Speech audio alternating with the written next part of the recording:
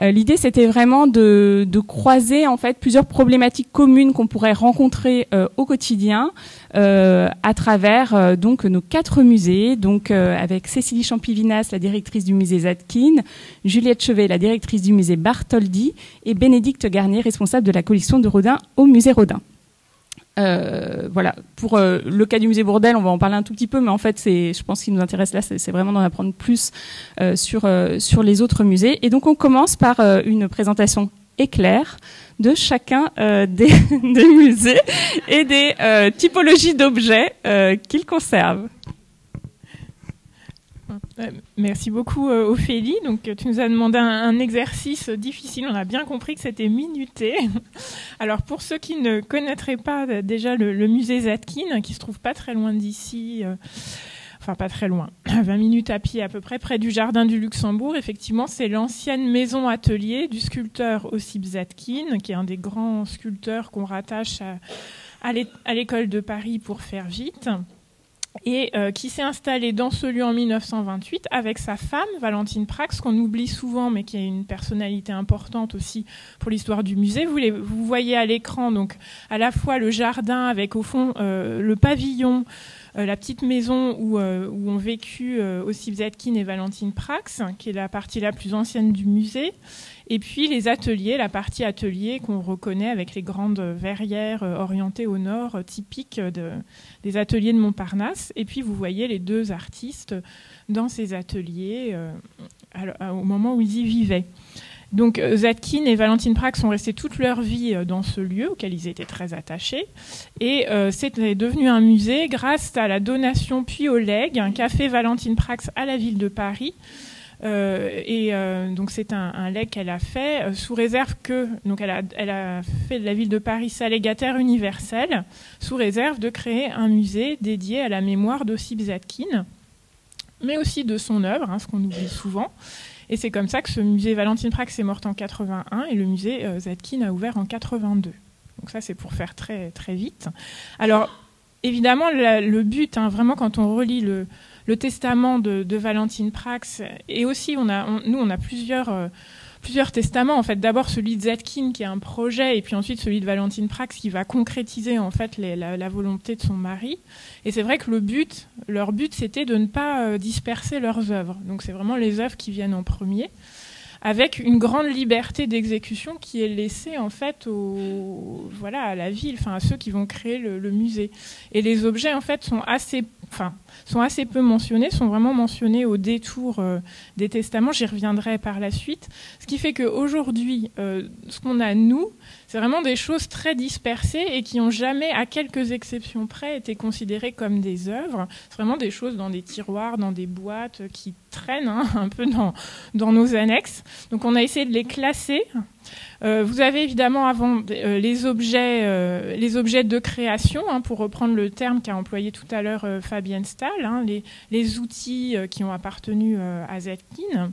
Mais vous avez aussi tous ces objets propres, des objets souvenirs, son accordéon, le samovar, parce qu'étant d'origine russe, il aimait bien toujours avoir son thé fumant à proximité. Ses pipes, on a toute une collection de pipes. Ça permet de faire le lien avec la communication sur Corot de tout à l'heure. Des cannes, voilà. On a aussi des collections.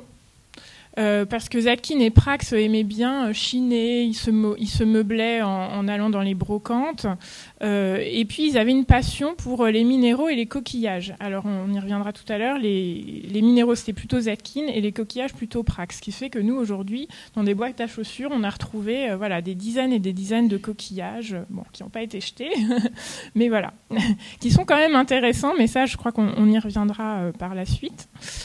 On a aussi des objets décoratifs, qui sont soit des cadeaux, par exemple, parce que Zadkine a eu beaucoup d'élèves, notamment par exemple une élève originaire du Chili qui lui a offert une statuette chilienne. Comme tous les artistes de sa génération, il s'est passionné pour les arts africains, donc on a des masques africains, on a des petites statuettes.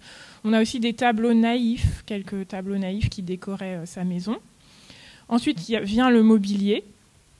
Alors là, on a beaucoup de mobilier, mais là encore, qui n'est plus du tout aujourd'hui intégré dans la scénographie. Il y a certaines chaises, moi-même je travaille sur une des chaises de Zadkine, alors pas celle qu'il avait à Paris, mais celle qu'il avait dans sa maison de campagne.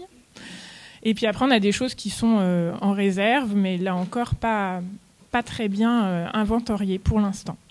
Et puis la bibliothèque. Et dans la bibliothèque, évidemment, là encore, il y a des choses du courant, hein, des livres de poche, mais il y a aussi des livres, certains par exemple, qui sont dédicacés par Mauriac, parce que Zadkine a fait le portrait de Mauriac. Donc voilà, il y a des choses qui sont quand même intéressantes et qu'on peut relier directement à sa création.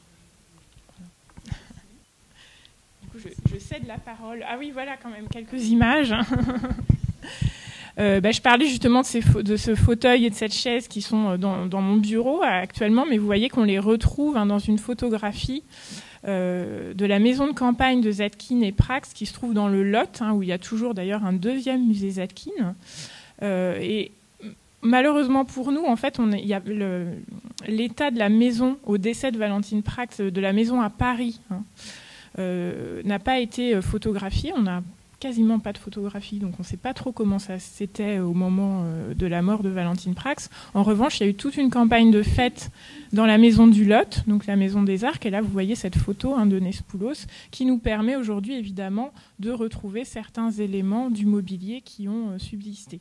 Et vous reconnaissez par exemple le masque africain dont j'évoquais, et vous voyez qu'il était accroché aux arcs dans le salon de Zadkine. Pareil pour un miroir 17e, pareil pour les coquillages qu'on aperçoit sur les tables. Donc évidemment toutes ces photos, mais ça Fabienne Stahl, là, on a bien parlé aussi tout à l'heure de l'importance de la documentation, et c'est tout un travail évidemment de recherche après de relier les objets avec la documentation, notamment la documentation photographique.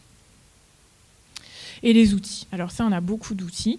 On a aussi des palettes, alors qui ne sont pas celles de Zadkine, mais celles de Valentine Prax, qui était peintre. Et puis vous voyez, on a encore l'établi, mais qui a été mis en dépôt au musée des Arcs. Et puis différents outils, beaucoup de gouges pour tailler le bois, des outils pour tailler la pierre. Donc évidemment, ça, aujourd'hui, mais on y reviendra tout à l'heure, ça a pris quand même beaucoup de valeur, notamment avec l'intérêt qu'on porte à la matérialité des œuvres et aux techniques. Cette fois-ci, je passe la parole au musée Bartholdi. Merci beaucoup. Oui, donc pour le musée Bartholdi, donc là, on vous transporte un peu au-delà de la région parisienne, à Colmar, qui est la ville natale d'Auguste Bartholdi, qui était alsacien. C'est quand même très important de savoir. Et j'insiste beaucoup là-dessus parce que ça se reflète aussi dans le mobilier, dans tout ce qu'on conserve au musée. Alors le musée Bartholdi, à l'origine, c'est là encore fait d'un don sous réserve d'usufruit de la veuve du sculpteur, comme souvent. Mais ce qui est intéressant dans ces musées monographiques, c'est qu'à la fois on a toujours un peu la même histoire et en même temps à chaque fois c'est des configurations très spécifiques, puisqu'ici c'est pas du tout un atelier, mais vraiment une maison de famille qui avait été donnée à la ville de Colmar par Jeanne-Émilie Bartholdi, donc la veuve d'Auguste Bartholdi. C'était un couple qui n'a pas eu d'enfant. Et qui l'avait donné à la condition expresse d'installer un musée Bartholdi qui réunirait bien sûr les œuvres du sculpteur, son fonds d'atelier qui était donné à la ville, mais aussi ses effets personnels, les intérieurs dans lesquels il a vécu, en reprenant mot à mot vraiment des éléments de ce qui est indiqué à la fois dans l'acte de donation par la veuve du sculpteur, mais aussi dans un premier testament rédigé au cas où il survivrait à sa femme en 1902. Donc, je ne vais pas préciser les dates de Bartholdi, c'est 1834-1904. Il décède en 1904 et donc c'est en 1907 que sa femme fait cet acte de donation à la ville de Colmar, et qui inclut du coup, donc je le disais, des effets personnels, des archives aussi, la bibliothèque familiale. Alors j'ai mis un peu, pour avoir une idée de la composition des collections, j'aime bien indiquer la bibliothèque, même si elle fait pas partie des collections, on va dire, du musée, mais pour donner en fait et même les archives, pour donner une idée du fait que voilà, lorsqu'on conserve une collection de ce genre, on doit prendre aussi en considération la gestion de tous ces éléments qui font partie en fait de l'univers du sculpteur. Et même si c'est moins le sujet aujourd'hui, voilà, ces effets personnels que sont aussi bibliothèque, archives, et qui documentent aussi tous ces éléments. Donc, une collection en fait assez variée, avec donc des sculptures, mais aussi bien sûr peinture, dessin que pouvait pratiquer Bartholdi. Bartholdi n'était pas un artiste collectionneur comme pouvait l'être Rodin par exemple, donc on n'a pas vraiment une grande collection d'artistes autres que lui, mais quand même bien sûr des œuvres aussi de certains amis, enfin tout ce qu'on peut trouver aussi dans l'atelier d'un sculpteur, des collections de Moulin par exemple. Et des photographies, puisqu'il a aussi pratiqué la photographie ou fait appel souvent à des photographes pour documenter ses réalisations. Et des outils également. Alors on a quelques outils, mais j'ai une grande interrogation là-dessus depuis quelques temps parce que je me suis aperçue qu'il y a des initiales gravées dessus qui ne sont pas les siennes et on se demande vraiment si c'était bien les siens ou peut-être ceux d'un disciple. Et on n'en a pas une grande quantité finalement, mais ce qui pose aussi la question de l'importance en fait des outils. Alors on pense toujours à la palette pour les peintres et on en discutait avec le comité scientifique du musée, l'importance des outils pour les sculpteurs. Est-ce qu'il y a une différence entre les deux d'ailleurs dans l'importance qu'on donne à la palette du peintre qui est quelque chose de très personnel, là où les outils du sculpteur un peu plus interchangeables, beaucoup de monde qui passe dans un atelier et qui s'en sert et que souvent c'est réutilisé par les disciples après eux. Et donc, pour se revenir un peu aux conditions d'exposition de ces œuvres, donc vous avez un aperçu là, juste pour un exemple, d'une salle du musée où ont été reconstitués ici le bureau de Bartholdi. Vous avez en haut la photographie de son bureau tel qu'il était, là c'est rue Vavin, donc pas très loin d'ici, à Paris, et sa reconstitution à Colmar, enfin reconstitution, on va dire évocation, à Colmar dans sa maison alsacienne. Donc une maison de famille qui n'a pas accueilli, comme je le disais, d'atelier de sculpture, mais où il a tenu à ce que lui-même, dans son testament déjà, alors dans son testament, c'est ça qu'il y a une contradiction intéressante aussi dans l'acte de constitution du musée, puisque Bartholdi, dans son testament, voulait donner sa maison natale à la ville de Colmar, mais en fait à une congrégation, l'ordre diaconesse, pour en faire une maison de retraite. Mais il donnait à la ville de Colmar, effectivement, son fonds d'atelier et une somme d'argent pour installer un musée Bartholdi à la ville. Et il mentionne quand même le souhait que soit reconstitué dans ce musée ses intérieurs. Donc il y a quand même déjà cette idée de préserver ses objets personnels. Voilà, il écrit, je le cite exactement, « Les souvenirs qui me concernent dans mon logement à Colmar comme dans la maison de Paris ». Donc des souvenirs qui m'appartiennent à la fois donc à Colmar et à Paris. Donc on a aussi cette allée et venue, nous, entre des meubles qui étaient à Colmar et des meubles qui étaient à Paris, des objets qui ont été rapatriés ensuite à Colmar, avec tout un flou autour de ça, j'y reviendrai plus tard. Et puis pour dernier élément de contexte sur les conditions d'exposition, donc nous on a déjà quand même cette contrainte, on va dire en tout cas cette volonté dès le départ d'exposer des objets personnels en plus des œuvres. Il y a aussi quelques autres conditions. Alors c'est sa veuve du coup qui elle institue le fait que ces objets doivent être exposés dans cette maison-là à Colmar et pas dans un autre musée. Et puis elle ajoute, alors ça fait toujours rire beaucoup les gens parce que j'ai pu du coup l'expérimenter moi-même lors de mon entretien de recrutement pour arriver à la ville de Colmar. Il y a aussi une condition sur la personnalité qui doit être en charge de la conservation de ce musée, à savoir qu'elle doit être protestante et alsacienne-lorraine et si possible colmarienne. Bon.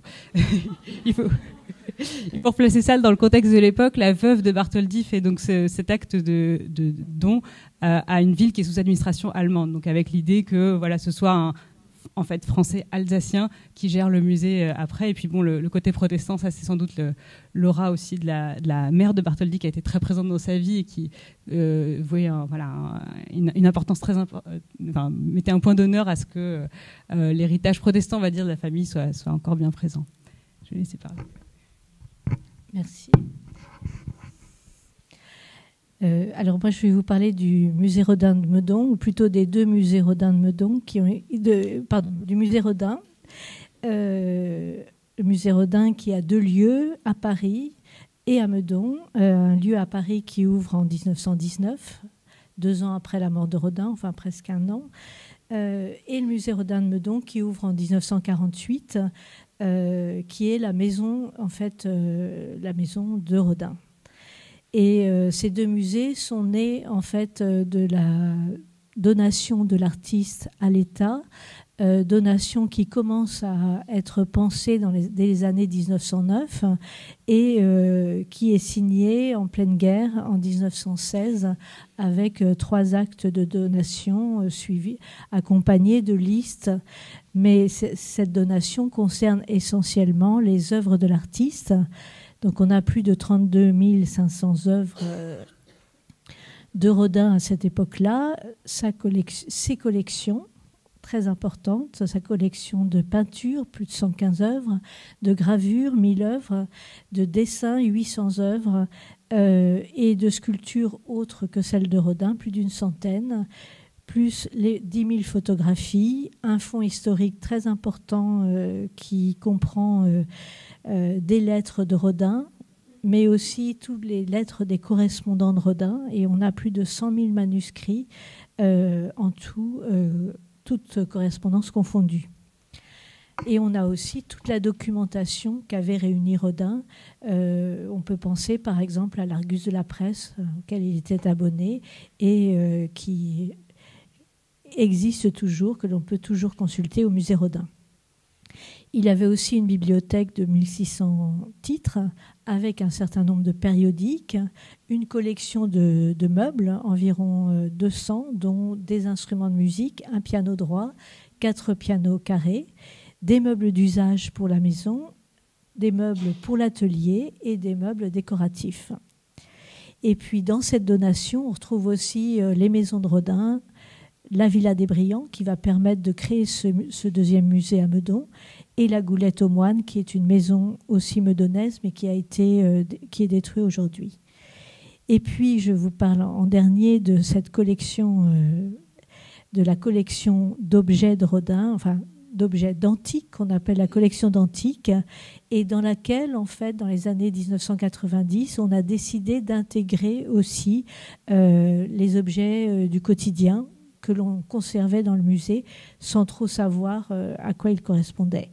Donc cette collection d'antiques, elle comprend évidemment des antiquités grecques et romaines, égyptiennes, du Moyen-Orient, d'Asie, d'Amérique, d'Europe, du Moyen-Âge au XIXe siècle, mais elle comprend aussi 6 vêtements, des coquillages et des fossiles d'oursins, de la vaisselle et un peu d'argenterie, des objets de toilette, des objets d'éclairage, des maisons et des ateliers, des objets de bureau, des fontaines et des décorations. Et nous avons retrouvé souvent ces petits objets dans les tiroirs des meubles. En restaurant les meubles, même, on retrouve des objets dans des boîtes à stylos ou des boîtes à cigares, là où je vous montre les décorations de Rodin, avec une petite note. C'est parce que ces 2 rosettes, en fait, ont été redonnée au musée par Madame Péricot, qui était la fille de Mario Meunier, un des secrétaires de Rodin, bien après la mort de Rodin. Donc tous ces petits objets, en fait, ont aussi pas mal circulé et ont intéressé le musée pour être rachetés après la mort de Rodin. Mais il n'y a pas, à ma connaissance, de liste précise de tous ces objets liés à la donation, alors qu'il y en a pour les œuvres de Rodin, ses collections d'antiques, et on ne parlera pas non plus des objets disparus comme les outils, puisque nous n'avons pas d'outils de Rodin. Ils ont probablement été emportés par les derniers acteurs de l'atelier dans les années 40, puisque l'atelier a perduré assez tard au musée Rodin. Les armes qui ont été réquisitionnées par la mairie de Meudon en 1914, ou les innombrables clés qui ferment toutes les vitrines et les lieux de Meudon et qui protègent les œuvres des voleurs, tant craints par Rodin, en particulier pendant la guerre. Donc je vous montre là quelques objets, le chapeau, le portefeuille de Rodin. Et alors, j'ai pas vu passer les photos. Oui, et à côté ici, oui, alors il faut que je parle des legs quand même. C'est-à-dire que je vous ai parlé des donations de 1916, mais le 15 novembre 17, 2 jours avant la mort de Rodin, il va y avoir une série de legs à des personnes, aussi bien au musée qu'à d'autres personnes d'objets. Tout d'abord, donc, Rodin dit « Je lègue au musée tous les souvenirs qui rattachent à ma personne, portraits, décorations, ainsi que mon médaillier antique. Il fait aussi un legs au musée des monuments français de Moulage. Il fait un legs de sa montre à son fils Auguste Beuret, qui va la revendre à Madame Laurent, qui la reproposera au musée en 1953, mais nous ne l'avons pas retrouvée. Et il va léguer à sa cousine Henriette Colta des objets d'art et objets immobiliers qui n'auraient pas été agréés par le musée Rodin. Donc on voit dans cette liste, et là on a des listes, ce qui est très intéressant. On a des listes en particulier de tout le linge de Rodin, d'objets de collection aussi, qui permettent de voir un peu toute l'économie en fait de la maison Rodin à cette époque, et de la vaisselle, de l'argenterie. Tout ça est en fait légué à Henriette Colta.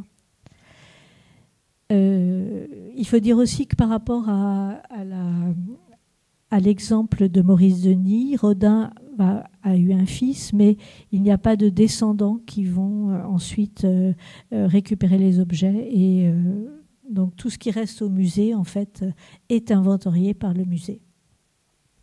Je voulais juste vous montrer je crois que c'est avant, voilà, un des rares vêtements qui nous restent, c'est ce manteau de docteur honoris causa de l'université d'Oxford, c'est-à-dire c'est lié à un événement que Rodin a vécu, un titre honorifique. Donc on est dans l'objet avec lequel il pose dans son jardin à Meudon, et qui est lié à la reconnaissance aussi de son travail. Et on voit la marque du tailleur chez lequel il a fait faire cet habit à Oxford. Donc des renseignements aussi sur cet objet par les marques qu'il y a dessus. Et peut-être qu'il faut que je m'arrête, mais voilà. Et voilà donc d'autres objets, la faluche du sculpteur acheté chez Casse à Paris, et puis les manteaux, tout ce qu'on voit sur les photos, avec un lien entre la sculpture. Là, on parlait des objets de sculpteurs chez Rodin. Alors, on va le voir aussi dans l'expo que nous ferons sur la robe de chambre de Balzac à l'automne. Mais il y a un lien entre le vêtement, la corporalité, et puis la sculpture, avec des manteaux qui se ressemblent aussi et qui ressemblent aussi. Alors, je ne sais pas si c'est un habit de moine, mais aux vêtements qu'il portait sur son lit de mort, en lien avec sa sculpture de Balzac.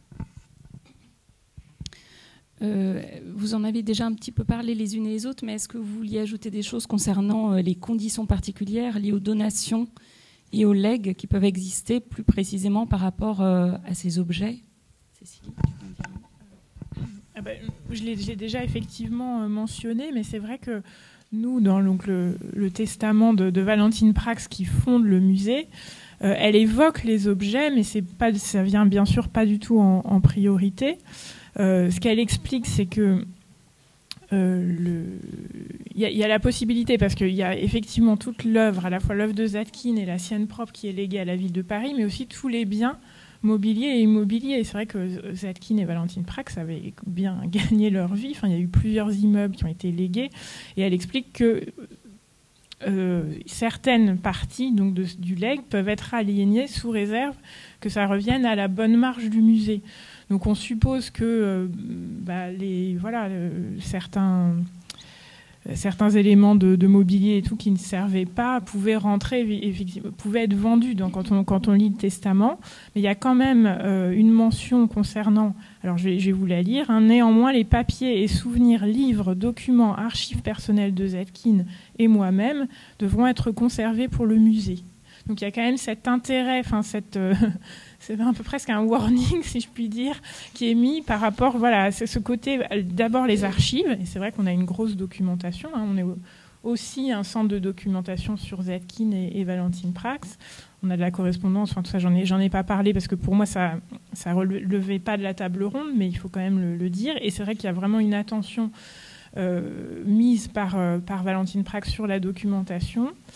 Et puis sur ces souvenirs, et c'est ce terme de souvenir en fait qui est vague, mais qui a déjà été employé, qui revient, qui est employé par Rodin, voilà. Et c'est là-dessus, je pense qu'aujourd'hui, on doit travailler justement pour savoir quels objets il nous faut absolument garder. Et si on suit cette logique-là, c'est vrai que les lunettes, les pipes, tout ça, c'est des souvenirs finalement qui se rattachent à la personne de l'artiste et qui donc doivent être gardés si on veut respecter justement l'esprit du testament fondateur. Voilà.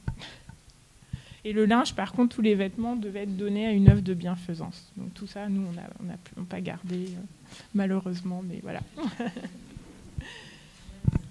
Je vais pas beaucoup plus en dire. J'ai déjà parlé de quelques spécificités, effectivement, des contraintes imposées ou en tout cas des recommandations données par ces actes fondateurs. Simplement, voilà, nous, le petit flou qui existe, c'est surtout cette différence un peu qu'il y a entre ce qui prévaut légalement, à savoir vraiment le don sous réserve d'usufruit, la donation sous réserve d'usufruit par la veuve du sculpteur à la ville, et puis ce testament qui avait été fait par Bartholdi en 1902 et du coup qui a impliqué cette petite distorsion où d'un seul coup on s'est retrouvé à devoir installer ce musée dans cette maison du coup à Colmar. Et puis cette insistance qui est assez surprenante finalement, parce que c'est vrai que par rapport on a vu des beaux exemples avec Maurice Denis ou Van Gogh où on a des objets du quotidien qui sont présents en fait dans les œuvres de ces artistes. Pour le cas de Bartholdi, c'est moins le cas. On peut pas dire que Bartholdi soit un sculpteur du quotidien. Et les œuvres qui l'entourent, même les objets usuels du quotidien qui l'entourent, sont pas forcément des sources d'inspiration évidentes. Mais on voit qu'il y a vraiment un attachement à conserver ce souvenir, et parfois en précisant de manière vraiment littérale qu'il souhaite qu'on soit, par exemple, préserver la décoration de sa salle à manger, qui est assez originale parce qu'il avait inclus des assiettes, de la vaisselle dans les boiseries au mur, mais aussi au plafond. Je crois que j'avais mis une vue un peu plus loin. Voilà, on en a une vue en bas à gauche ici. et donc voilà, et ça, sachant que c'est sa salle à manger à Paris et qu'il insiste pour qu'elle soit reconstituée à Colmar. Donc on a aussi cet effet d'aller-retour entre deux lieux, entre le souhait de reconstituer les appartements parisiens dans cette maison de famille qui est la maison colmarienne. Donc c'est aussi une contrainte assez forte aussi sur la manière du coup de concevoir aussi, de présenter aussi ces œuvres, pour bien expliquer qu'il s'agit bien de mobilier qui vient de Paris, même si c'est du mobilier alsacien, mais qui est aujourd'hui présenté ici selon les vœux en fait du sculpteur et de son épouse. Pour Rodin, je pense que le legs dont je vous ai parlé de la toute fin de la vie de Rodin, je pense qu'il est plutôt dicté par Léonce Bénédite, qui sera le premier directeur du musée Rodin, et qui veut des objets qui montrent un peu aussi, qui rentrent dans la mythologie de l'artiste, dans l'identité de l'artiste. Et donc ça, on peut considérer que c'est pas forcément la volonté de Rodin, que c'est peut-être un mélange des deux. Et quant à ce que vous venez de dire sur l'objet et la création, chez Rodin, on retrouve très peu, en effet, comme ce qu'on peut voir dans l'exposition Bourdelle, de lien entre sa création et les objets. Je signalerai simplement que certains objets qui ont pu être moulés, objets ou éléments de la nature, des pommes, des feuilles d'arbres, etc., des marrons, qui ont pu être moulés et intégrés à des sculptures ou même des antiques. Mais on a très peu de représentations d'objets, puisque là, il est aussi dans une période où il va justement supprimer l'attribut, supprimer tout ce qui est accessoire dans sa sculpture et se concentrer sur le corps humain. C'est vrai que même si ces objets, on le voit bien, ne sont pas forcément mentionnés dans les donations et legs, ou pas forcément listés, certains le sont, d'autres ne le sont pas. Nous, on a exactement le même cas au musée Bourdelle. Maintenant, se pose la question de la manière dont on peut présenter, puisqu'on les a, certains de ces objets dans nos collections, et comment, finalement, au fil du temps, chacune, on a pu trouver les choses dans les musées, et peut-être aussi le travail qui peut être fait pour essayer de voir cette évolution, et puis je dirais aussi de la remettre en perspective. Qu'est-ce qu'on veut faire si on veut montrer ces objets? C'est pas juste parce que ça nous intéresse, mais peut-être aussi parce que justement ça permet d'incarner aussi évidemment l'artiste avec plus de force. Donc Cécilie, je te laisse la parole. Merci. Alors, au musée Zadkine, c'est vrai que... Alors, ce qui est, comme je l'ai dit tout à l'heure, ce qui est un petit peu compliqué, c'est qu'on ne sait pas exactement comment était le musée quand il a ouvert. Ça paraît étonnant parce que c'était il n'y a pas si longtemps que ça, finalement, 82. Et pourtant, on n'a pas beaucoup de témoignages. Alors là, je dois remercier une étudiante qui travaille justement sur l'histoire du musée Zadkine, qui est dans la salle là, et qui m'a aidée à préparer ce PowerPoint, Elisabeth Garapin, et qui a retrouvé en regardant notre revue de presse les articles qui sont parus en 82.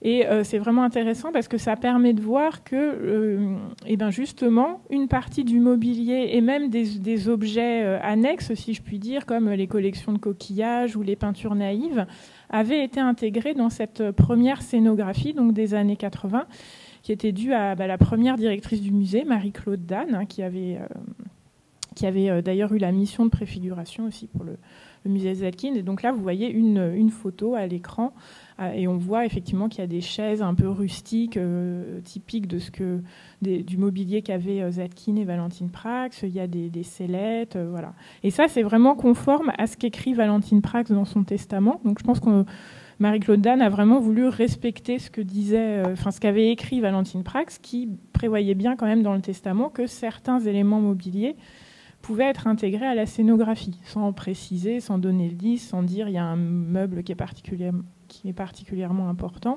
Mais voilà, donc on a cette première scénographie qui essaye en tous les cas de respecter les volontés de Valentine Prax.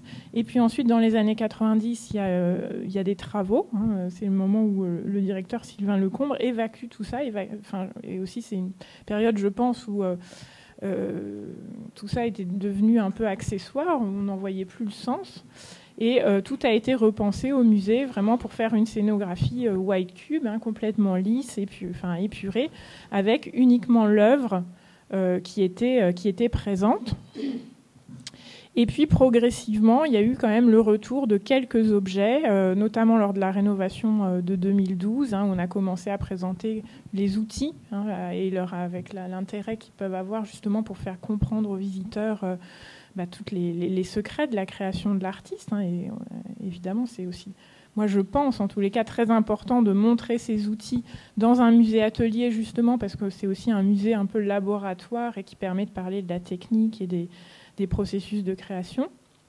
Et puis, c'est vrai que moi, quand j'ai pris la direction du musée, donc en 2021, c'était au moment, justement, où on fêtait les 40 ans du musée, et nous avons pu organiser une exposition justement aussi Zadkine, une vie d'atelier, où on n'a pas reconstitué, mais on a évoqué quand même un coin d'atelier de Zadkine en s'inspirant de toute la documentation photographique que nous possédons et qui est encore une fois très très importante. Mais pour moi, c'est un début, si je puis dire. Et je pense que justement, on a intérêt à recontextualiser davantage et faire davantage vivre Zadkine et même Valentine Prax, parce qu'elle a aussi un rôle dans la... sans elle, le musée n'existerait pas. Et parce qu'on a beaucoup de questions aussi des visiteurs qui se demandent mais qu'est-ce que c'est que ce musée, en fait? C'est vrai que l'accent a été mis sur les expositions temporaires et ça se comprend aussi et ça permet au musée de vivre et de rayonner et de faire connaître Zadkine. Mais il y a tout l'aspect justement musée-atelier qui pourtant fait partie aussi du charme du lieu. Quand les gens arrivent, ils découvrent cette petite maison qui est perdue dans un quartier de Paris où on n'aurait jamais imaginé qu'il reste encore une maison avec son jardin dans cette impasse. Et il faut expliquer, quoi. Il faut expliquer ce que c'était, que c'est un des rares ateliers de Montparnasse qui existe encore, avec celui de Bourdelle, mais Zadkine, c'est quand même une autre génération. Et donc, dans ce contexte, en tous les cas, dans ce projet scientifique, c'est vrai que les objets, les outils, les souvenirs ont quand même une place. Alors, même si on ne va pas montrer, évidemment, que les coquillages de Zadkine, la priorité, ça reste bien sûr la sculpture et l'œuvre, mais c'est vrai que ça peut permettre, en tous les cas, de redonner plus de présence à l'artiste dans son musée. Pour le musée Bartholdi, je dirais que l'histoire de la présentation de ses œuvres, plutôt des objets liés à l'artiste au sein du musée, reflète assez bien une certaine histoire du goût et de l'intérêt aussi, forcément pour toute l'œuvre et je dirais même l'époque qu'incarne Bartholdi, à savoir le 19e siècle, ou la seconde moitié du 19e siècle surtout. Donc le musée, comme je le disais, la donation date de 1907 et déjà Jeanne-Émilie Bartholdi prend des dispositions de son vivant pour installer le musée, donne des directives. Déjà, il y a un architecte local qui se charge de dresser des plans et elle opère des transferts depuis Paris vers Colmar de mobilier. Et puis elle meurt en 1914 au début de la guerre, donc les choses restent un peu en suspens et c'est seulement le temps que les choses se mettent en place en 1922 que le musée est inauguré en fait, donc dans une ville redevenue française. Ce qui est intéressant, c'est que sur la manière d'exposer en fait ces objets, il y a quand même quelques indications déjà dans les actes que je mentionnais. Bartholdi lui-même dans son testament, donc comme je vous l'ai dit, parlait de reconstituer par exemple sa salle à manger. Il parle aussi de faire une sorte de reproduction de mon atelier et des chambres dans lesquelles j'ai présentément mes collections et souvenirs. Donc ça va quand même assez loin. Et puis il dit qu'il lègue les meubles de l'atelier qui peuvent servir à l'exposition de ses œuvres. Et c'est quelque chose qui est repris aussi dans l'acte de donation de Jeanne-Émilie Bartholdi, à savoir l'idée qu'on puisse aussi quand même utiliser certains de ces objets comme dispositifs de présentation et donc ils ne sont pas forcément considérés non plus comme des collections. Et on a pas mal de documentation. Alors on ne sait pas exactement à quoi ça ressemblait en 1922, mais par contre en 1936, il y a eu un reportage photographique qui avait été fait des salles du musée pour constituer un album commémoratif que la ville de Colmar voulait offrir à la ville de New York pour le cinquantenaire de la Statue de la Liberté, et qui nous donne du coup les vues que vous avez. Alors du coup là j'ai mis en haut à gauche, vous avez une vue de l'atelier de son salon atelier alors là c'est rue Vavin. Et puis donc à Paris, et puis à droite en noir et blanc également. Là, c'est une vue du musée dans les années 30. Donc on a vraiment reconstitué du coup des salles d'appartements, on recomposé tout ça avec ces différents meubles. Et puis quand même il y avait aussi une grande, ce qu'ils appelaient la salle des maquettes, où là alors c'était très 19e siècle comme présentation, avec la présentation de toutes les maquettes en plâtre à touche-touche posées le long sur différents socles. On a aussi, ce qui est mentionné dans des plans anciens du musée, effectivement une sorte de reconstitution d'atelier, mais ça, on n'en a pas de photos dans les années 30, donc on se demande ce que c'était devenu. Ça a dû disparaître assez vite, mais on ne pense pas que c'était vraiment une reconstitution d'atelier comme on peut en avoir ici au musée Bourdelle. Peut-être plutôt une présentation de quelques maquettes et d'outils du sculpteur, mais qui assez vite a laissé place quand même, surtout à une accumulation en quelque sorte de maquettes. Et puis les années passent, le musée tombe un peu dans un doux sommeil. Il y a de moins en moins de visiteurs, et c'est pour ça que je parlais d'histoire du goût, parce que ça reflète aussi le désintérêt aussi pour l'art du 19e siècle à ce moment-là. Et c'est vrai qu'après la Seconde Guerre mondiale, le musée est vraiment tombé presque complètement endormi, on sait qu'il y a dans les années 60 plus que quelques centaines de visiteurs par an, et jusqu'à une fermeture du coup en 1974, sans perspective, sans que la municipalité sache trop quoi faire avec ce musée. On se pose même la question de le déménager, de le sortir de cette maison où c'est quand même pas pratique d'exposer de la statuaire monumentale dans une maison bourgeoise dans le centre-ville historique de Colmar. C'est des questions qu'on se pose encore aujourd'hui. Et puis bon, on est quand même soumis à ce testament, à ce don qui spécifie qu'il faut exposer ses œuvres dans cette maison, et donc la municipalité entreprend des travaux. Et alors là, c'est vraiment ainsi le reflet d'une certaine vision de la manière d'exposer à cette époque, à savoir on va en quelque sorte muséifier. J'ai tendance à dire on va faire une sorte de white cube des années 70 pour vraiment épurer un maximum. On relègue en fait ces appartements reconstitués, dont vous avez un échantillon avec la salle à manger ici, à seulement quelques salles en fait du musée qui forment un îlot dans la visite, et tout le reste du musée c'est vraiment une présentation avec juste des vitrines, des socles, et vraiment que des sculptures et quelques peintures, que des œuvres d'art on va dire, et tout ce qui est mobilier, effets personnels sera concentré dans ces quelques salles d'appartements qui pourtant sont toujours très plébiscitées du public. Donc ça c'est l'état à peu près actuel. Il y a eu quelques réaménagements depuis, mais effectivement aujourd'hui on on a vraiment, du coup, on est héritier aussi de ce souhait de reléguer un peu, vu qu'il est assez caractéristique de l'intérêt qu'on avait pour ces objets-là, effectivement, à quelques salves seulement, ces intérieurs reconstitués, ces effets personnels qui ne sont pas mélangés en quelque sorte avec les œuvres, même s'il y a quelques œuvres aussi présentes dans ces salles d'appartement. Mais effectivement, ce qui est intéressant de voir, c'est que par contre, ça reste aujourd'hui, c'est aujourd'hui quand même à la fois ce qui fait qu'on est labellisé maison d'illustre, parce qu'on est une maison, mais aussi parce qu'on a toujours ces appartements qui reconstituent cette ambiance. Et en même temps, c'est en plus quelque chose qui est extrêmement plébiscité par le public. C'est vraiment, en général, ce que les gens retiennent le plus, puisqu'on rentre, et là, je pense qu'on aura l'occasion d'en reparler, mais lorsqu'on arrive dans ces intérieurs, on a vraiment cette dimension immersive qui se développe beaucoup plus que dans n'importe quelle autre salle du musée, où du coup l'attention du visiteur est sollicitée par autre chose que uniquement une œuvre d'art, mais vraiment par une ambiance en fait auquel participent beaucoup de choses, en plus du parquet qui craque et des odeurs de bois.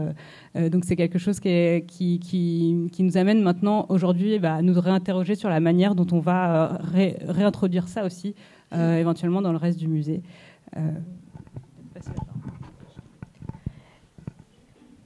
Alors, au musée Rodin, il n'y a pas vraiment de consigne de Rodin sur la présentation des objets. Et ce dont je me suis rendu compte, c'est qu'en fait, on avait très peu d'informations sur la manière dont étaient présentés les objets, en particulier dans la Villa des Brillants, à partir de la mort de Rodin jusque dans les années 1980. En fait, on sait que la villa a été restaurée grâce au mécénat de Kate Simpson en 1921, donc très, très peu de temps après la mort de Rodin, mais on ne sait pas ce qui a été mis à ce moment-là, si les meubles ont été installés, etc. Et dans les catalogues aussi bien de Léonce Bénédit, de Georges Grappe à Paris, ou de Marcel Aubert à l'ouverture du musée de Meudon en 1948, on ne trouve des traces que des œuvres de Rodin ou à Paris de ses collections. C'est-à-dire qu'il n'est pas mentionné qu'on va présenter des objets de Rodin. Dans les années 90, il y avait encore dans la Villa des Brillants la présentation dans une vitrine table de l'habit de Dr Honoris Causa de l'université d'Oxford que je vous ai montré, de Rodin, un peu comme un fétiche. Et cette robe qui est en soie rouge, était déjà complètement brûlée par le soleil. Et en fait, petit à petit, donc dans les années 90, 80, sans doute 90, mais peut-être avant aussi, mais je n'ai pas de traces, il y a une volonté de montrer les œuvres de Rodin dans la villa, mais aussi son mobilier et d'autres types d'objets. Et nous avons été aussi sollicités par les magazines de décoration et pour des livres de cuisine, où là, nous avons aussi, on nous a dit, mais vous avez des objets, on voudrait montrer des objets de Rodin, des choses plus personnelles. Et donc, les magazines comme Art et Décoration ont fait des superbes numéros avec à la fois des objets de Rodin, ou des objets qui étaient déjà présentés dans les salles, et quelque chose des fleurs, des fruits, un certain désordre qui amenait sans doute pour eux aussi la question du vivant, du lieu habité, aussi, qui est une question qui est aussi un enjeu dans la présentation des objets, parce qu'on ne vit pas dans une maison comme dans un musée. Et donc petit à petit, on a travaillé aussi en faisant l'inventaire de ces objets qui étaient inclus dans la collection de Rodin, de façon peut-être un peu illogique, mais en tout cas, ça a permis de les étudier. On a eu envie de repeupler un peu les lieux, de valoriser aussi ces collections. Et dans les années 80, il y a eu cette table dressée. Comme on savait pas encore qu'on avait de la vaisselle, on a acheté de la vaisselle. Donc ce que vous voyez à Meudon aujourd'hui, c'est une table avec de la vaisselle achetée chez Opus, peut-être pour montrer, d'après les photos anciennes, d'après l'état Rodin, et pour le reste, on essaye aussi de travailler pour des événements exceptionnels, comme la Nuit des musées, par exemple, où on ouvre au public la chambre et la salle de bain de Rodin. Alors, on a parlé de la baignoire tout à l'heure, mais il n'y a pas que la baignoire. Alors là, j'ai pas retrouvé de photo de la salle de bain, mais de la chambre, mais on sort des magazines, on sort la peau, on sort des petits objets, des bougeoirs, des éléments aussi de luminaires, puisqu'on a des lampes sorcières, on a des choses un peu intéressantes à montrer et des vêtements. Je me suis rendu compte, en fait, c'est le public, ce sont les visiteurs qui m'ont fait prendre conscience de l'intérêt de ces objets, de l'intérêt au-delà de leur aspect patrimonial, puisque je les ai inventoriés, parce qu'ils avaient vraiment une grande appétence de voir le chapeau de Rodin, de voir le pantalon, de se mesurer sans doute à une certaine corporalité. Et il faut dire qu'à Meudon, on a aussi la tombe de l'artiste. Donc c'est un lieu en plus de mémoire assez particulier. Quant aux outils, eh bien, nous avons acheté des vrais faux outils, donc, puisque nous n'en avions plus. Et nous les exposons donc, dans un espace dédié aux techniques. Et nous les utilisons aussi dans l'atelier Rodin, qui est un nouvel espace que nous avons depuis 3 ans à Paris pour les familles. Nous utilisons ces outils que nous avons achetés dans le fonds du sculpteur Charles Offray ou à la fonderie Tino pour évoquer les techniques. Mais nous n'avons pas ce ne sont pas les outils de Rodin. Je vous propose de terminer cette table ronde par des histoires d'objets. Donc, chacune a choisi 2, voire 3 objets. Et je vous laisse nous narrer l'histoire de ces objets. Alors, pour le musée Zadkine, effectivement, je pense que vous l'avez bien compris, les objets ont été un peu mis de côté dans c'est ce que je vous ai dit. Et ils sont un peu dans un no man's land à l'heure actuelle, dont on espère sortir justement quand même en leur donnant un statut. Alors peut-être pas le statut d'objet inventorié comme les œuvres, mais au moins d'en avoir une liste avec une estimation, etc. Mais on en est vraiment au début de l'étude. Alors dans ce no man's land, il y a quand même quelques exceptions. Enfin, il y a une exception notamment, qui est vraiment un objet star qui revient tout le temps, qui était présenté dès l'inauguration du musée en 82 et qui a été régulièrement montré depuis. C'est ce petit bois, en fait, qui est un morceau de bois de chauffage. Dans tous les cas, c'est ce que raconte Zadkine. On n'a aucun moyen de vérifier, mais c'est ce que lui écrit dans ses mémoires, puisque Zadkine fait partie des sculpteurs qui écrivent et a laissé ses mémoires qui ont été publiées 1 an après sa mort en 1968, sous le titre « Le maillet et le ciseau ». Et par parenthèse, vous pouvez les trouver facilement, parce qu'on les a réédités en 2022, justement, à l'occasion des 40 ans du musée. Et dans ses mémoires, il évoque, je vais vous lire quand même le texte si j'ai le temps. Quand j'eus terminé ma construction, en fait, il est en pleine conception d'une de ces grandes sculptures qui est l'Orphée. Vous pouvez voir un bronze d'ailleurs dans le jardin du musée Zadkine si vous le visitez. Et ça lui pose plein de questions. En fait, il veut absolument représenter Orphée, mais pas de façon traditionnelle, vraiment comme un homme instrument, un homme lyre. Et il n'arrive pas à trouver la forme adéquate. Et c'est vraiment ce petit bois qui va être comme une révélation. En tous les cas, c'est ce qu'il dit. Donc, quand j'eus terminé ma construction, donc sous-entendu de la sculpture Orphée, l'automne était venu, et avec lui le charbonnier auquel j'avais commandé du bois pour chauffer le petit atelier. Quelle ne fut pas ma profonde surprise quand, dans le tas de bois fourni, je pus remarquer la présence d'un morceau de ce bois en forme de double fourche. Haut du morceau partagé en 2 volumes élancés vers le ciel comme 2 bras, bas en merveilleux semblant de 2 jambes en marche qui faisaient penser au pharaon égyptien à tête d'épervier. Je restai longtemps à regarder ce miraculeux objet qui avait tout en lui. Ce divin morceau de bois vit avec mes sculptures et souvent je reviens à lui pour demander aide. Donc voilà, c'est vraiment un objet totem que Zetkin a gardé dans son atelier et qui, heureusement, a été gardé. C'est peut-être lui qui l'a monté sur ce socle. Et ce qui est intéressant, c'est que c'est un des rares objets, pour le coup, inventoriés. Donc ça veut dire qu'il y a un moment, il y a un conservateur qui s'est dit non, on va lui donner un numéro d'inventaire pour éviter qu'il finisse à la poubelle comme d'autres objets. On peut supposer que malheureusement, c'est arrivé. Voilà. Et très rapidement aussi, donc, je voulais parler de la collection de minéraux qu'on a redécouverte justement en faisant des recherches pour cette journée dans nos annexes. Et ben voilà, Zetkin était passionné par la nature de façon générale, et ça, les expositions de Noël Chabert, notamment Être Pierre, l'avaient bien montré. Et il avait cette collection de minéraux avec lui, et vous voyez comment elle était présentée, ça c'est vraiment intéressant. Dans la maison des Arcs, donc dans le Lot, il y avait cette grande armoire où il entassait tous ces minéraux.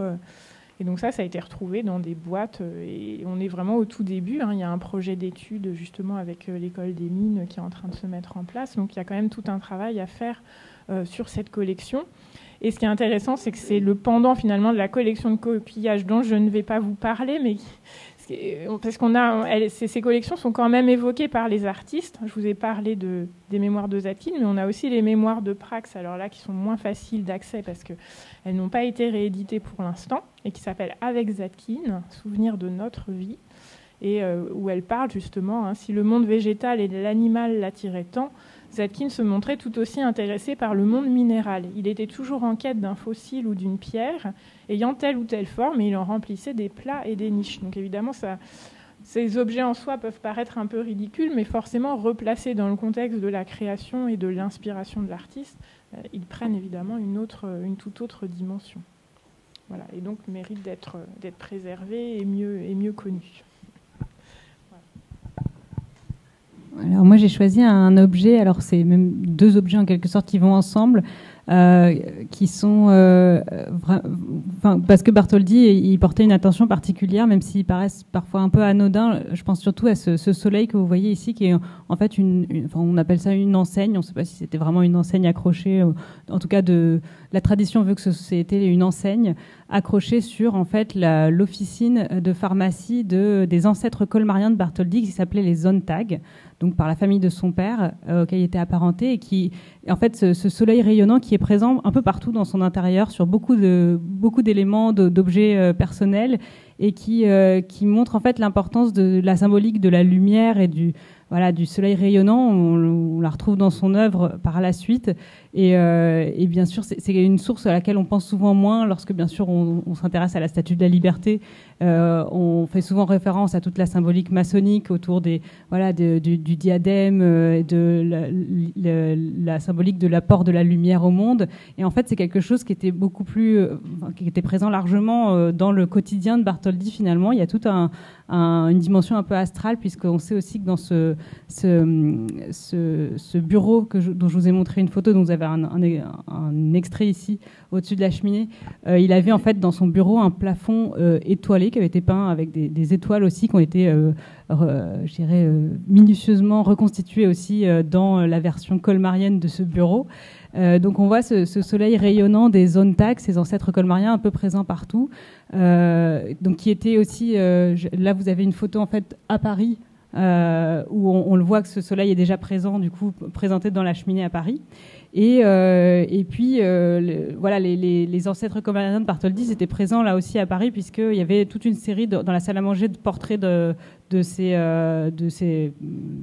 aïeux, qui aujourd'hui sont encore présentés à Colmar, mais du coup qui étaient bien présents aussi dans son appartement parisien. D'où le fait que j'insiste sur le fait que si Bartholdi a vécu toute sa vie à Paris, c'est vrai que j'ai oublié de le mentionner, mais donc il est bien né à Colmar, mais il a vécu toute sa vie à Paris. Mais cette maison colmarienne, elle était très importante pour lui. Il y revenait très régulièrement. Sa mère est revenue y vivre une fois qu'il était, autonome. Et il vivait à Paris au milieu de ces objets qui lui rappelaient aussi l'Alsace et ses racines en quelque sorte. Et puis donc ce soleil, il est présenté dans une cheminée, dans un manteau de cheminée qui a été réalisé par Bartholdi lui-même en 1858, donc plutôt dans sa jeunesse, et à une époque où il versait un peu dans la veine troubadour, ou en tout cas dans le côté il réalisait des œuvres néo-gothiques sous l'influence d'Ary Scheffer. Et cette cheminée, vous le voyez, elle présente un blason qui est en fait le blason de la ville de Colmar. Donc entouré aussi dans un phylactère d'une devise Blauer Himmel über uns, donc ciel bleu au-dessus de nous en allemand. Donc on voit encore là aussi la présence en fait de ces racines présentes, donc encore une fois à Paris. Et je voulais insister sur cette cheminée parce que là encore, vous voyez que c'est très précis. Dans son testament, il mentionne cette cheminée, donc il devait vraiment beaucoup y tenir, puisqu'il mentionne le fait qu'il lègue aussi sa cheminée qui a été exécutée par lui et qui peut se démonter et qui pourra être remontée dans sa maison de Colmar. Donc il y a vraiment un attachement en fait à ces objets et à ces souvenirs du coup qui lui rappellent son Alsace natale et plus largement aussi ses aïeux. Et je pense que c'était important aussi d'insister sur cette symbolique ce motif du soleil rayonnant, parce qu'on l'a retrouvé récemment sur d'autres objets. Et là, je voulais parler un peu d'acquisition aussi qu'on a fait récemment, j'avais bien mis des photos, alors est-ce qu'on devrait continuer ou pas à acquérir du coup des objets lorsqu'on en a déjà tellement à traiter et sur lesquels à documenter? La question s'est posée pour nous et en l'occurrence là en 2023 on a retrouvé des objets dont on avait connaissance par ailleurs, mais qui présentaient, qui venaient donc bien de Bartholdi, qui avait été donné à une petite cousine et qui était encore conservée par les descendants. Et on s'est dit que oui, ça valait le coup de l'acquérir parce que là, on retrouvait encore, vous voyez, ce soleil rayonnant avec le monogramme de Bartholdi qui le reproduit, qui est sur son papier à lettres et qui est souvent utilisé comme signature. Et qui montre la présence, encore une fois, de ce symbole discret, mais en fait omniprésent dans tout son univers et qui finalement, pour le coup, vraiment, se retrouve aussi quelque part dans son œuvre de manière un peu plus sibylline, mais qui est bien présent aussi. Donc ça, c'est 2 coupes en porcelaine de Sèvres qu'il avait fait faire, en tout cas armorié plutôt vers la fin de sa vie, et donc rejoint aussi les collections du musée. Donc ça nous arrive encore aussi de continuer à alimenter cette collection avec cette idée que maintenant ça fait vraiment partie, vous l'avez compris, de l'identité de ce musée. L'idée que j'ai tendance souvent à le répéter, c'est pas un musée de sculpture, mais vraiment le musée d'un sculpteur, avec tout ce que ça implique de présenter aussi cet univers personnel. Et à mon sens, ces objets viennent tout à fait compléter aussi cet esprit-là, puisqu'ils sont aussi bien documentés comme on l'a vu. Alors, je vais vous présenter d'abord le premier objet qui est une grenade labée. Et je dois dire que quand j'ai trouvé ça dans la réserve, je ne savais pas du tout ce que c'était. J'en ai retrouvé la trace dans les catalogues de la manufacture de Saint-Étienne. Comme quoi, tous ces objets, on n'est pas forcément non plus des connaisseurs de tous ces objets, et il faut souvent travailler de manière différente pour savoir à quoi ils servaient. Et ce petit objet, donc, qu'on voit chez Rodin sur une table, en fait, il m'a intéressée, il m'a intriguée, et il m'a renvoyé aussi au souci de Rodin par rapport au feu chez lui. Il y avait aussi des grands réservoirs d'eau qui pouvaient servir à éteindre le feu, à ses peurs pour la sécurité des ateliers, de son œuvre. Ce sont des propos qui reviennent aussi pendant la guerre, de vraiment sécuriser ses œuvres.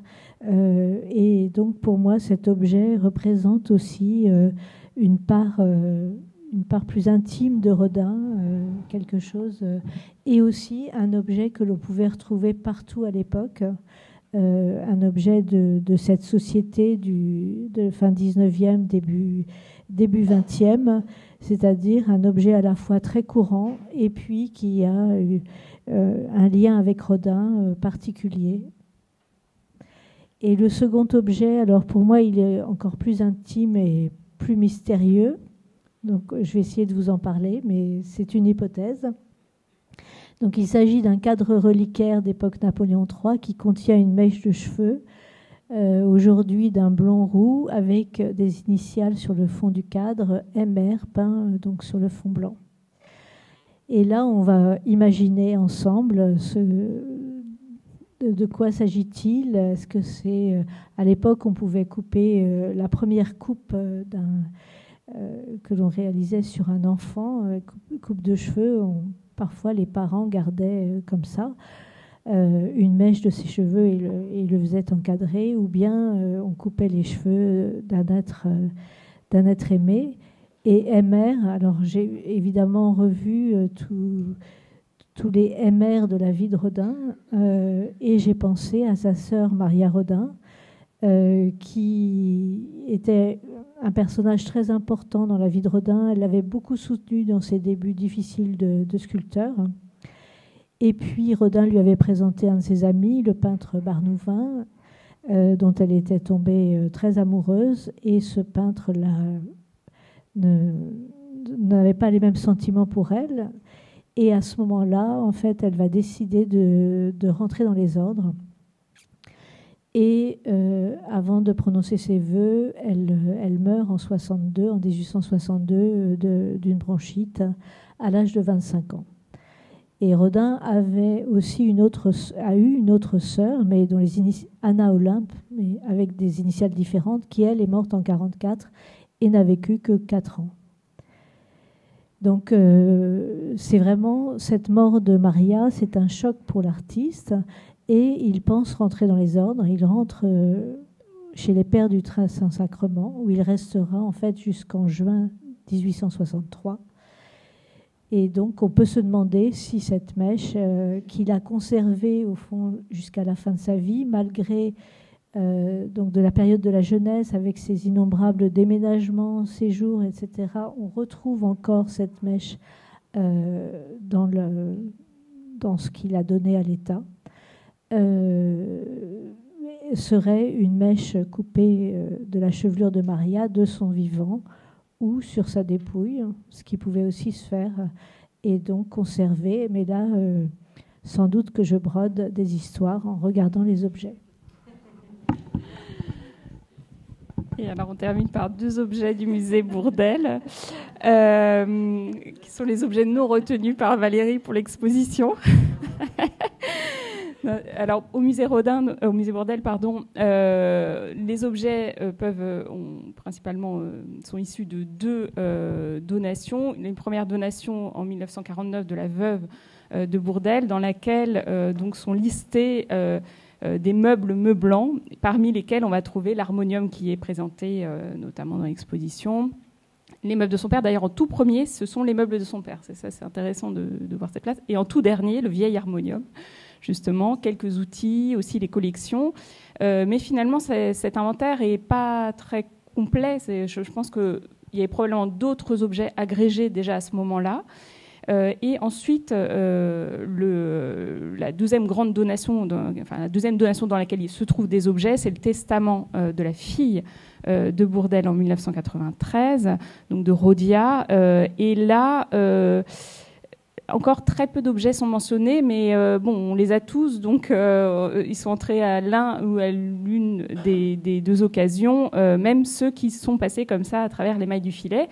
Puisqu'on mentionnait ça un petit peu plus tôt, c'est vraiment l'esprit, c'est Fabienne qui en parlait, je crois, de vider finalement la maison de ses grands-parents, quoi. C'est totalement ça au musée, et notamment quand Valérie et Claire se sont attelés à vider ce bâtiment dans lequel nous nous trouvons en vue des travaux qui ont été menés à partir de 2020.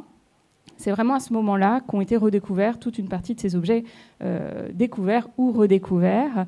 Et donc parmi ces objets, alors je ne sais pas où vous l'avez trouvé exactement, si ça fait longtemps qu'on les a quelque part, mais en tout cas, il y avait ces vieilles bottes de militaires, et on m'a dit assez vite, bon, il faudra dire ce qu'on fait des bottes. Hein. Est-ce qu'on les jette, est-ce qu'on les garde? Voilà, c'est ça.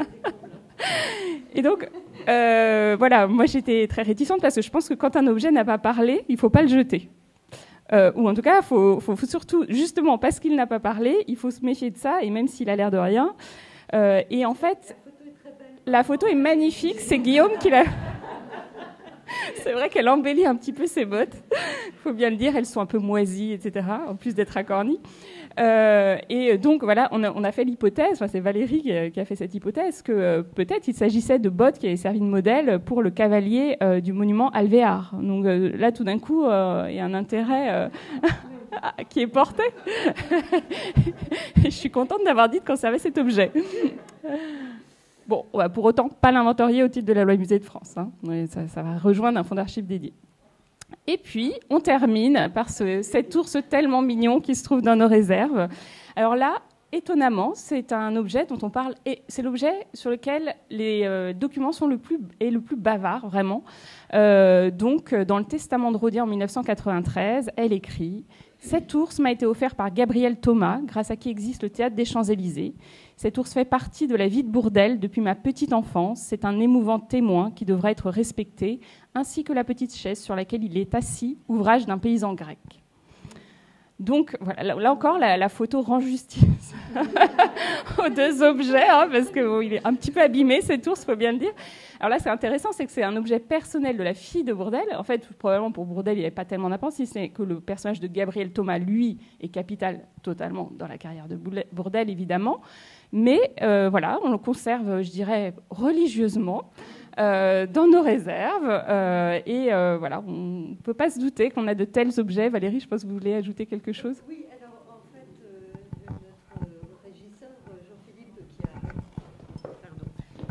notre régisseur Jean-Philippe, qui a donc bien connu Rodia Dufay-Bourdelle, expliquait que tous les soirs, Rodia allait dire bonsoir à son ours. Voilà, donc c'est quand même un objet qui était, en tout cas pour les gens qui travaillaient au musée, ils le connaissaient bien et il y avait une espèce de rôle quand on connaissait Rodia, du coup on connaissait l'ours en fait. Voilà. Et donc on rejoint ce qu'on a dit plus tôt dans la matinée, c'est-à-dire la valeur émotionnelle évidemment de ces objets qui viennent apporter une couche supplémentaire aux catégories de l'objet muséal tel que les a défini Georges-Henri Rivière. Georges-Henri Rivière, il parlait d'une importance technique, fonctionnelle, esthétique, symbolique, mais je pense que l'importance émotionnelle, elle est vraiment pas à négliger, et en tout cas pour nos musées d'artistes et en l'occurrence nous de sculpteurs, c'est quelque chose dont on fait l'expérience tous les jours. Voilà, je vous remercie.